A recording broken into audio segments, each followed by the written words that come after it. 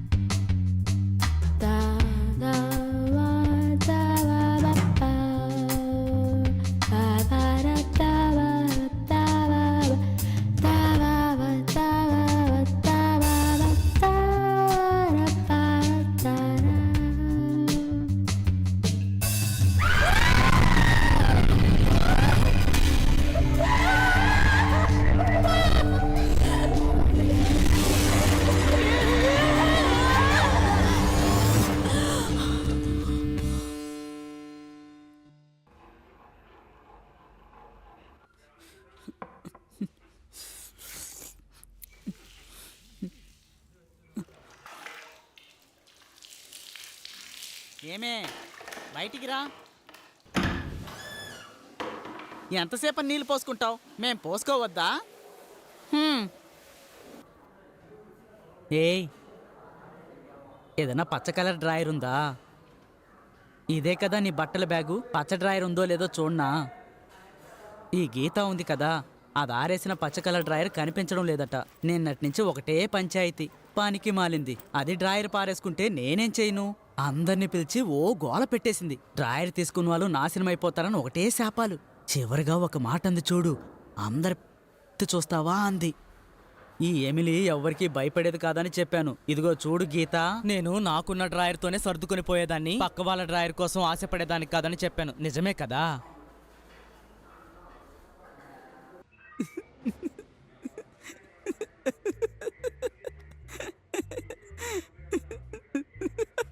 ఇక్కడ అరుణ్ కుమార్ సార్ని కలవాలి. ఇక్కడే వెయిట్ చేయండి. థ్యాంక్స్ అండి.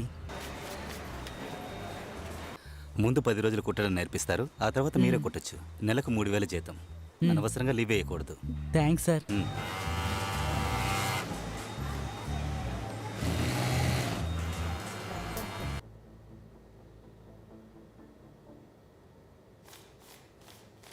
₹8,000.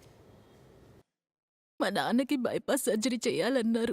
₹1,00,000 అప్పిచ్చారంటే చాలా హెల్ప్ఫుల్ గా ఉంటుంది సార్. కూర్చోవమ్మా. ఎలాగైనా మీ డబ్బులు తిరిగి ఇచ్చేస్తారు. కూర్చోవమ్మా.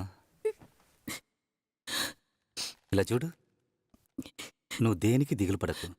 దేవుడున్నాడు. ఉన్నాడుగా.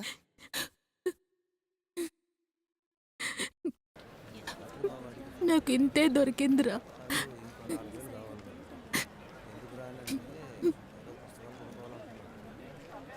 నాన్నని చూడ్డానికి అలో చేస్తారా? పని చూసుకోవే. ఏంటి డబ్బులిస్తే మళ్ళీ కలిసిపోవచ్చు అనుకుంటున్నావా? మా నాన్నని ఎలా చూసుకోవాలో నాకు తెలుసు. బాబాయ్ పిన్ని వాళ్ళు వస్తున్నారు. దయచేసి గొడవ చేయకుండా ఇక్కడి నుంచి వెళ్ళిపో.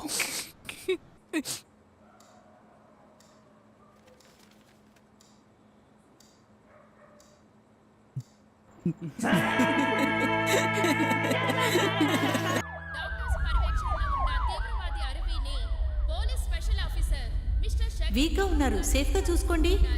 నేను చూసుకుంటాను. తీవ్రవాది అరవి ఏ గ్యాంగ్కు చెందినవారనేది పోలీసులు మనకి తెలియజేస్తారు. తీవ్రవాది అరవి కస్టడీలో ఉన్న వాళ్ళని సేఫ్గా ఇంటికి పంపించేశారు. ఇలా చూడమ్మా, నిన్ను కొన్ని ప్రశ్నలు అడగాలి. అడిగిన వాటికి గంటలోపు టకటకా సమాధానం చెప్పాలి. అర్థమైందా? పేరేంటి? అరవి. వయస్సు?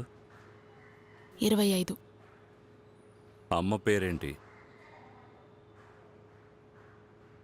నాన్న పేరు?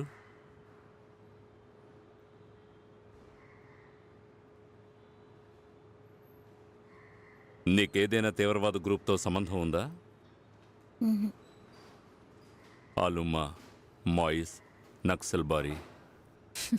ఏయ్, ఎందుకు నవ్వుతున్నావు? సార్ అడిగిన దానికి మర్యాదగా జవాబు చెప్పు. నీకెవరితోనైనా సంబంధం ఉందా? ఎన్ని పాస్పోర్ట్లు ఉన్నాయి నీ దగ్గర? ట్రైనింగ్ ఎక్కడా? దంతివాడా? ఇలా చూడు, నీకు ఏ తీవ్రవాద సంస్థతో సంబంధం ఉందో మర్యాదగా నువ్వే చెప్పావంటే నిన్ను మేము ఏమీ చెయ్యకుండా వదిలేస్తాం, లేదంటే చెయ్యి చేసుకోవాల్సి ఉంటుంది. ధైర్యం అంటే చెయ్యవే. ఏయ్ సార్ మాట్లాడుతుంటే నీ ఇష్టానికి మాట్లాడుతున్నావేంటి? బయటికి వెళ్ళు. బయటికి వెళ్ళరా.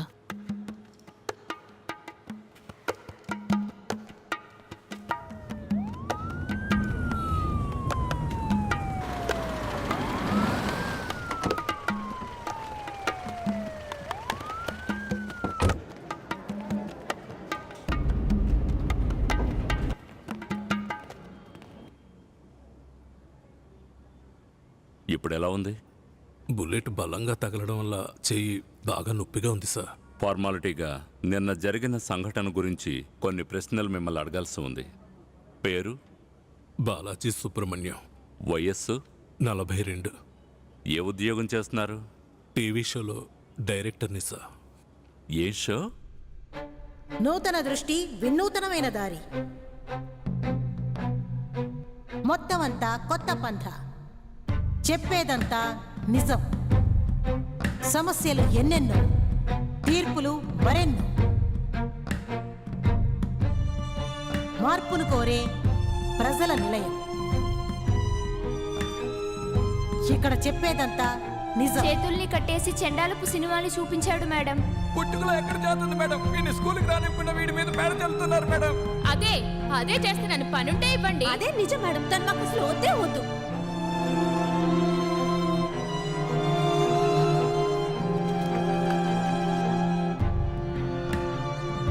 నా భర్త చనిపోయినందుకు కూడా నేను బాధపడలేదు మేడం. నా భర్తలాగే చేపలు పట్టే వాళ్ళని చాలా మందిని చంపేస్తున్నారు. ఇది ఎందుకని ప్రశ్నించే ఒక్క నా కొడుకైనా ఉన్నాడా మా మేడం? నాయకుడు సినిమా రిలీజ్ అవ్వలేదంటే కష్టపడి చెమటోడ్చి 2 లక్షల రూపాయలు సంపాదించి మొత్తం ఇచ్చాను. నేనేమైనా మిషన్ మేడం, తను పిలిచినప్పుడల్లా వెళ్ళడానికి? నేనే వీరభద్ర మునీశ్వరుణ్ణి, ఈ ప్రపంచానికే దేవుణ్ణి. నాకు నా భర్త కావాలి, అతనే కావాలి మేడం. సమస్యలంటూ వచ్చిన వాళ్ళకి సరైన పరిష్కారం మేము.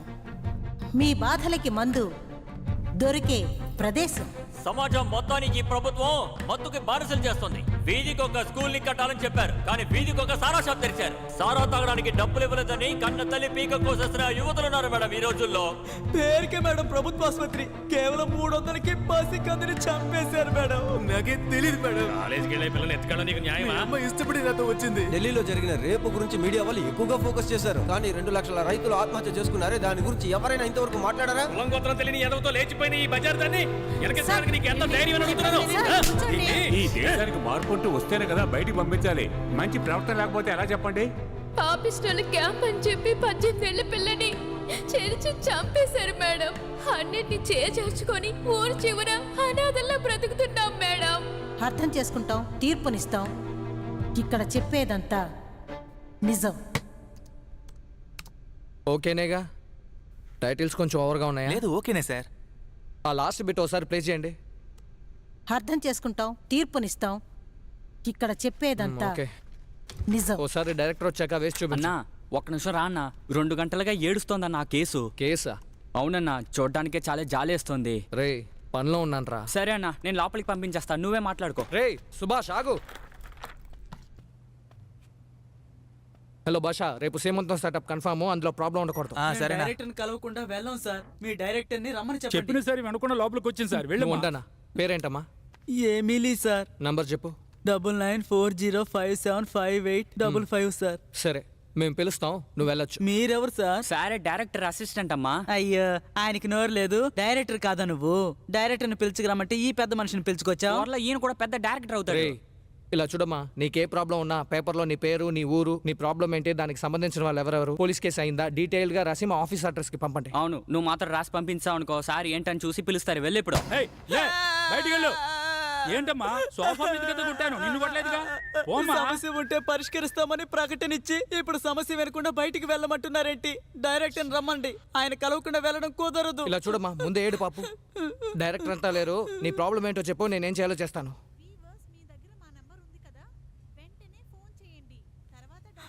ముగ్గురు మనుషులు సార్ మోసం చేశారు, నీచులు.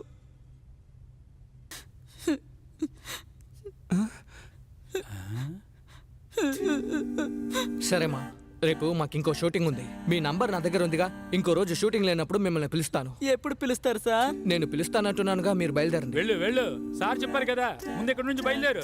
వెళ్ళు పదా.